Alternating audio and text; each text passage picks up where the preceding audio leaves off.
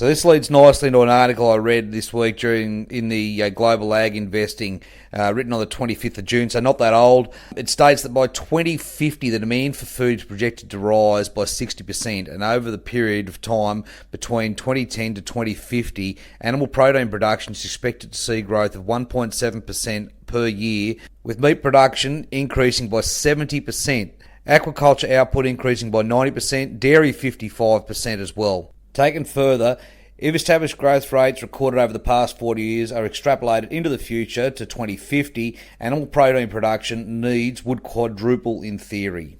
Rising population demands and increased wealth, particularly in emerging economies, will exert pressure on animal protein producers and therefore in the animal feed industry.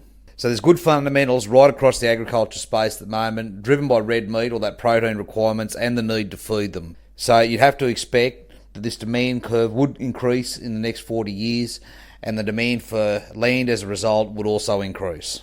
Now, if you're starting small and are looking for a bit of a different industry, by 2030 the global industry for edible insects, sold as whole or as a smoothie form, is also an already powder, will grow from sales from $1 billion to $8 billion, according to a report from Barclays.